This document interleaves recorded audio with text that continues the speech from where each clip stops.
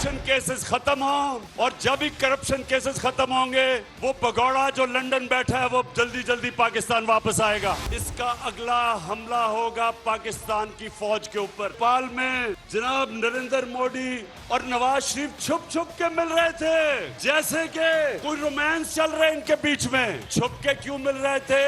क्योंकि नवाज शरीफ को अपनी फौज से डर लग रहा था। मोदी से छुप छुप कर मिलता था क्योंकि फौज से डरता था। वजीर आजम का कमालिया में धुआंधार खिताब। नवाज शरीफ पर लफ्जी अलगार, बोले अगला हमला पाक फौज पर होगा। ये एजेंसियों को कंट्रोल करना चाहते हैं, अदलिया को तकसीम कर रहे हैं। इमरान खान ने कहा कि करप्शन केसेस खत्म होते ही भगौड़ा लंदन से वापस आ जाएगा। ये इख्तिदार में आए तो सबसे पहले नैब को खत्म करेंगे। हुकूमत क्या जान भी चली जाए तो इन्हें नहीं छोड़ूंगा।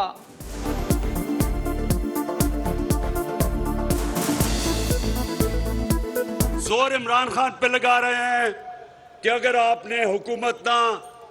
आपने हमें करप्शन केस माफ ना किए तो हम आपकी हुकूमत ही चलने देंगे। हुकूमत जारी तो मामूली चीज है, मेरी जान भी चली जाए तुम्हें मैं कभी नहीं छोड़ूंगा।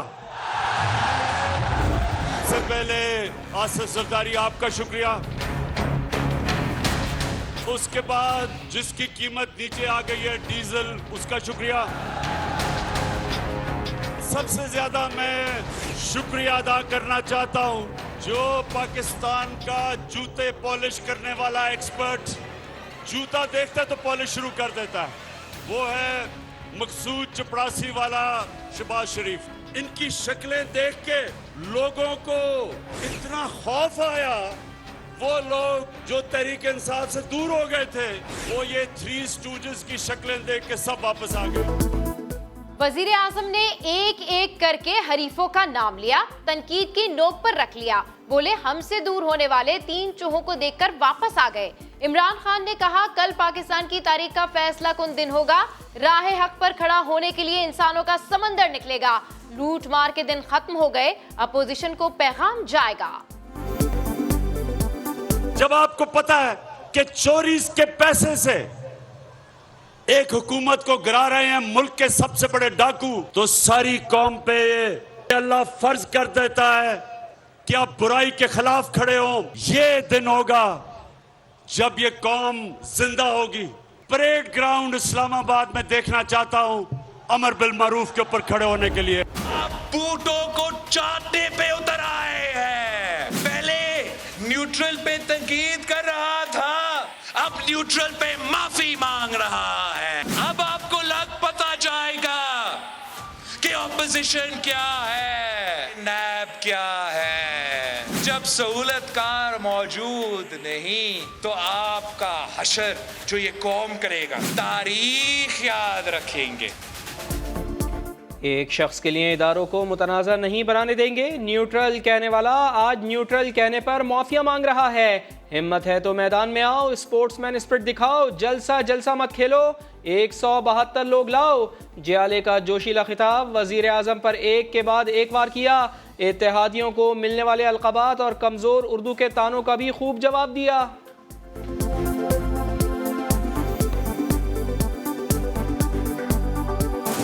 पे बूट पॉलिश का इल्जाम लगा रहा है। वाह भाई वाह, ये कौन सा वजीर आजम है? दूसरों को डीजल डीजल कह रहा है।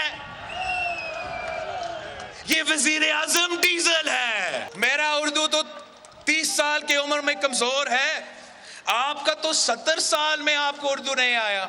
मुझे उर्दू सिखाने से पहले आपके 3 बच्चे हैं, तीनों को उर्दू सिखा दो। जब तक ये वहाँ पहुँचेगा इस्लामाबाद में जुलूस, इंशाअल्लाह ताला उम्मीद है कि हुकूमत का खात्मा हो गया होगा। चीखें नजर आ रही हैं, सुनाई दे रही हैं, हुकूमत जा चुकी है, बस खुदा हाफिज कहने जा रहे हैं। 22 करोड़ के मुल्क को जंतर मंतर से, जादू टोने से, झाड़ फूंक से, हिसाब किताब से चलाया जा रहा था, तो ये तो मुल्क इसका मुतहम्मिल नहीं हो सकता। जादू टोने से मुल्क को आजाद कराना है। चीखें सुनाई दे रही हैं, हुकूमत जा चुकी है, बस खुदा हाफिज कहने जा रहे हैं। मरियम नवाज की समा से खुसूसी गुफ्तगू, लीगी रहनुमा ने कहा इस्लामाबाद पहुंचने तक हुकूमत का खात्मा हो जाएगा। इमरान खान हमारे नहीं कौम के मुजरिम है, जादू टोने से मुल्क को आजाद करवाएंगे।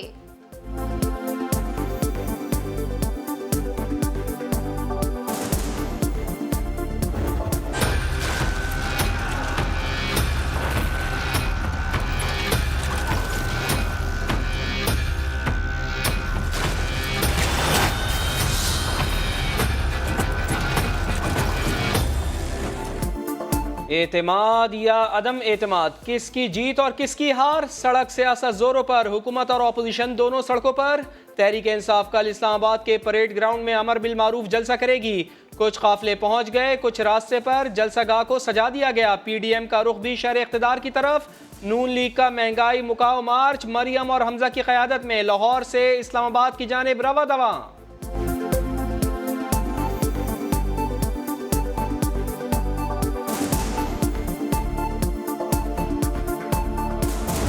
आपको अवामी रेफरेंडम है, उसमें पता भी चल जाएगा। तो मैं तो चैलेंज करता हूँ इनको, पीपल्स पार्टी को और ये जो सारे चोर हैं, आप इकट्ठा जलसा करें ताकि लोगों को पता चले। खुश आमदीद, तीनों मिलकर आओ, जलसा करो, अवामी रेफरेंडम हो जाएगा। फवाद चौधरी ने अपोजिशन को चैलेंज दे दिया, बड़ी जगह पर जलसा करने का मशवरा दे दिया।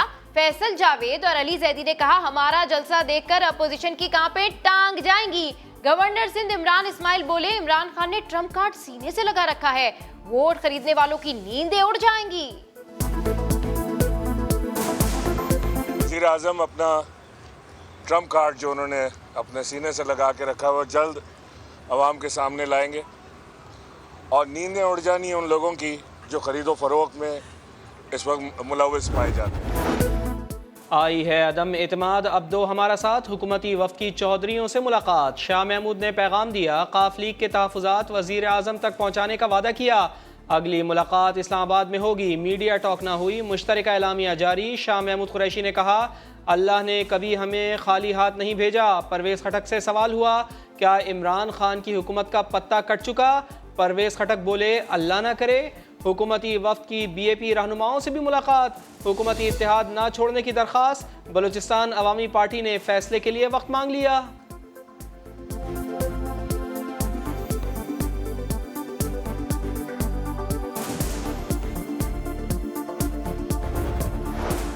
हंडिया पक गई, आधी तकसीम हो गई, नए किरदार सामने आएंगे।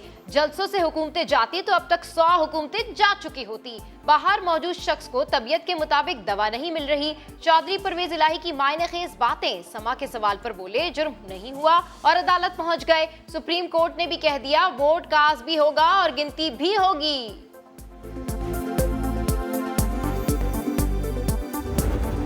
इस वक्त पूरा सिंध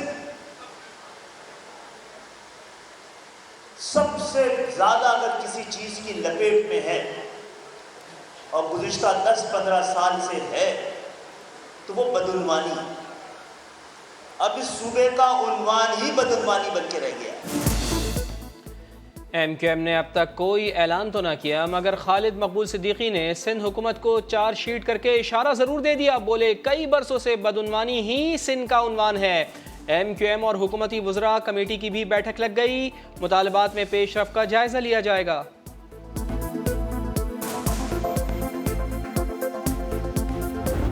मैंने तो खान साहब को कहा है कि बजट देने के बाद हमें इलेक्शन की तरफ जाना चाहिए। लंदन वाले ख्वाब देखते रहे, दोबारा हमारा स्कोप बन गया है आने का आइंदा इलेक्शन। जब अपोजिशन के इन 3 चेहरों को कौन देखती है वो चैनल बदल दे। अवाम दोस्त बजट लाएं और फिर इलेक्शन करवाएं। शेख रशीद ने वजीर आजम को मशवरा दे दिया। बोले, अदम एतमाद के मौके पर किसी ने धरना दिया तो धर लिया जाएगा। वजीर दाखिला बोले, मफरूर कातलों को वोट डालने के लिए दुबई से बुलवाया जा रहा है। जाम अब्दुल करीम को पाकिस्तान आते ही गिरफ्तार कर लेंगे। नाज़म जोखियों के कत्ल में नामजद MNA जाम अब्दुल करीम वो दुबई से वोट डालने के लिए आ रहे हैं। अब इस पार्टी का अंदाजा लगाएं कि मफरूर कातलों को भी वोट डालने के लिए दुबई से ला रहे हैं। इसका मतलब है इनकी कांपें टांग रही है। मैंने DG FIA को कहा कि उसको गिरफ्तार किया जाए। काबीना की एग्जिट कंट्रोल लिस्ट कमेटी का इजलास। नाजिम जोखियो कत्ल केस के मुल्जिम पीपल्स पार्टी के MNA जाम अब्दुल करीम का नाम ECL में डालने की सिफारिश कर दी। वजीर दाखिला की FIA को इंटरपोल से राब्ता करने की भी हिदायत। तर्जुमान सिंध हुकूमत की अदालत से नोटिस लेने की अपील।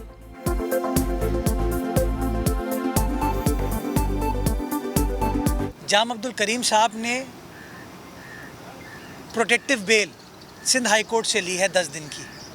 मुझे समझ नहीं आता कि बेल के होते हुए कैसे कोई इदारा उनको अरेस्ट कर सकता है। श्रीनगर हाईवे पर अपोजिशन जमातों का मुमकिना धरना। इस्लामाबाद हाई कोर्ट का बड़ा हुक्म आ गया।